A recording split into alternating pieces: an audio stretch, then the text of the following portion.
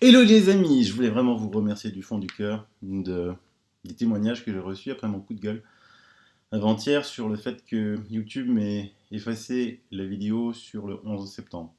Je ne m'attendais absolument pas à avoir un tel déferlement de soutien, de commentaires. Vous m'avez écrit partout, sur YouTube, sur la vidéo de YouTube, sur Messenger, sur WhatsApp, par SMS, par email.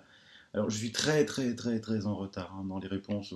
Vraiment, pardonnez-moi, je ne m'attendais pas à ça. Je répondrai à tout le monde, mais soyez patients. C'est vraiment. Ouh là là. C'était un choc pour moi, hein. Comme ça, j'ai fait deux chocs. Un choc négatif et un choc positif. Et ce dernier, grâce à vous.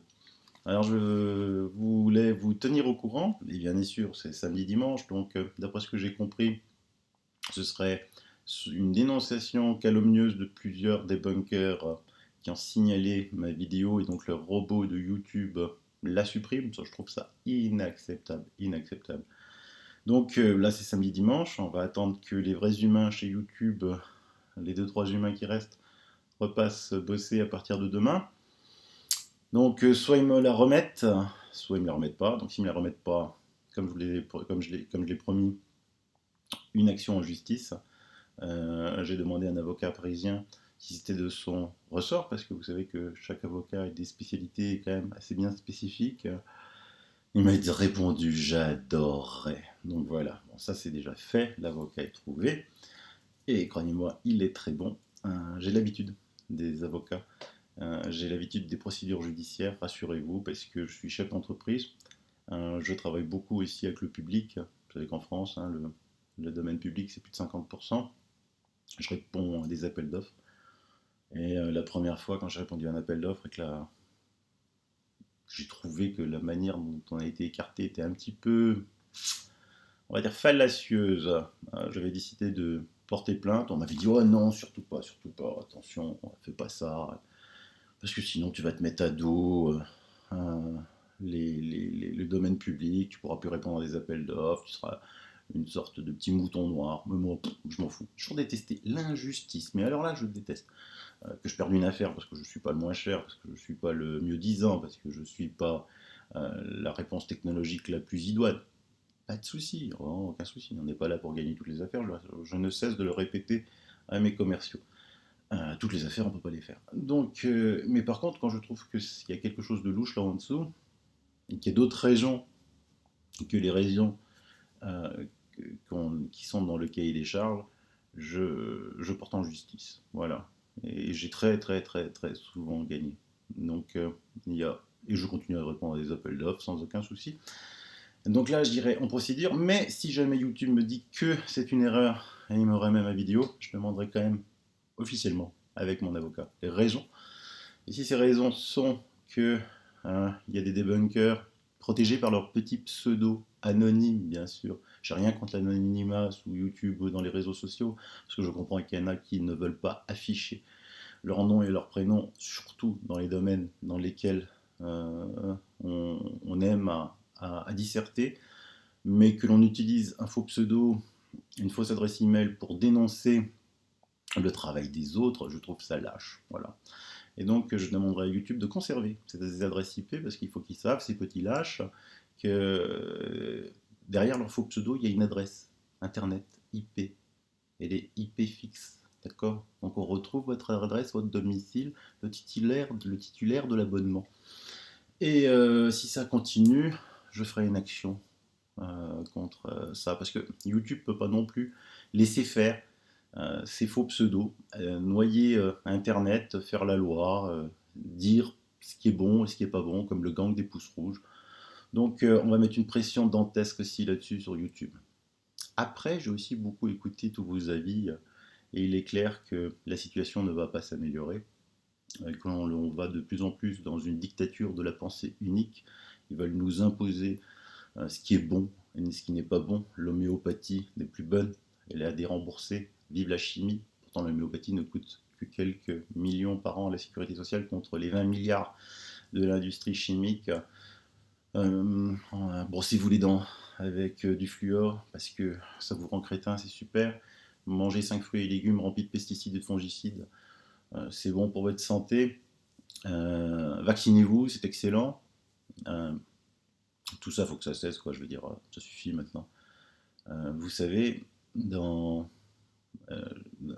souvent on nous dit ouais, mais la longévité, regarde, enfin, elle a augmenté, c'est grâce à la médecine. Mais que nenni, quoi. Mais qu'est-ce que t'en sais? Mais de quoi tu parles? Attends, avant, on compare des choses qui ne sont absolument pas comparables, quoi. Avant, il n'y avait pas l'eau courante. Avant la Deuxième Guerre mondiale, il n'y avait pas l'eau courante, il n'y avait pas de réfrigérateur. L'hygiène était à un stade qui n'a rien à voir avec le nôtre aujourd'hui. Et puis, on se coupait, il n'y avait pas de désinfection. Aujourd'hui, rien que le simple fait de se couper, de mettre un peu d'argent colloïdal pour désinfecter, c'est génial. Et puis ensuite, il n'y avait pas de guerre. On en vit dans une période, fort heureusement, en France, où il n'y a pas de guerre. Donc la longévité moyenne augmente. Mais surtout, en France, mais là, il ne faut pas le dire, c'est un des pays où on le vit le plus vieux. Mais c'est pas ça l'indicateur qui compte. C'est, on est 10 ans en retard par rapport à d'autres pays européens sur le vivre vieux bien. En gros, ne pas être dépendant. Parce que s'il s'agit de vivre jusqu'à 85 ans, mais vous êtes grabataire à partir de 65, je vois pas trop l'intérêt. On ne peut pas faire ici le débat sur l'affaire Lambert ou pas, mais personnellement, je ne vois pas l'intérêt. Donc la France est le pays européen où on vit sanitairement le moins bien, le moins longtemps.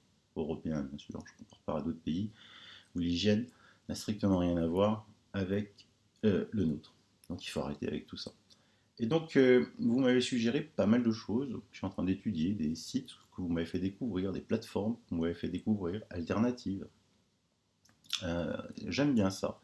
Et donc, je vous propose, pour ceux qui veulent aller plus loin, j'ai décidé dans cette vidéo de mettre sous le descriptif de la vidéo. Alors, le descriptif de la vidéo, souvent on me le dit, c'est avant de cliquer sur la vidéo. Vous avez un descriptif de l'émission où je résume un peu cette émission, où je la présente et en dessous je mets des sources. D'accord? C'est là. Donc là, je vais vous mettre mes adresses mail, mon Facebook, mon VK. Je suis sur VK. Donc venez sur VK et demandez-moi en ami, il n'y a pas de souci. Je vous mets. De toute façon, tout est sous Sylvano Trotta. D'accord? Vous pouvez me demander sur WhatsApp, sur Messenger. Tout est sous Sylvano Trotta. Et je vous mettrai aussi mon petit groupe Facebook, les Chroniques de Sylvano, sur Facebook. Écrivez-moi. Et si vous avez des capacités, si vous êtes intéressé à monter avec moi une plateforme alternative, si vous êtes informaticien, si vous êtes infographiste, si vous êtes dans le domaine du web, si vous connaissez des langues et que vous voulez être traducteur, venez me rejoindre. On va créer quelque chose. Il faut d'abord que je regarde un petit peu toutes les informations que vous m'avez données à droite à gauche pour voir si on ne peut pas faire un truc vraiment, vraiment sympa. Gratuit, évidemment, gratuit. Ou alors, si il faut, parce que souvent on est beaucoup moins embêté dans le domaine privé que dans le domaine public. Style club, par exemple comme Amazon, ils n'avaient pas le droit de faire ce qu'ils faisaient, ils ont créé Amazon Prime pour 50 € par an. Vous avez tous les frais de livraison gratuits. Donc s'il va falloir faire un abonnement à 1 € tous les 10 ans ou annuel, on le fera, histoire de ne pas être embêté. Voilà, donc c'est ce que je voulais vous dire. Comme ça, vous me retrouverez assez facilement. Sinon, quelques petites news. J'ai fait la connaissance d'un ancien général US de l'US Air Force à la retraite. Il est super sympa. Et donc, évidemment, vous me connaissez, j'ai abordé avec lui le sujet OVNI, mais là, il se bloque un petit peu comme une huître. Il me reste du temps. Donc, je lui ai acheté déjà un petit magazine, parce qu'il parle italien aussi. Et on va voir comment il réagit. Et je vous tiendrai au courant. Voilà. D'ici là, j'espère que j'ai rien. Encore merci pour tout. Ah oui, il y en a qui veulent me donner des sous. Non, j'ai pas besoin de sous. N'organisez pas de Tipeee, c'est pas la peine. C'est vraiment, vraiment sympa. Mais j'en ai pas besoin. Voilà. Je regarde vite fait ce que j'oublie.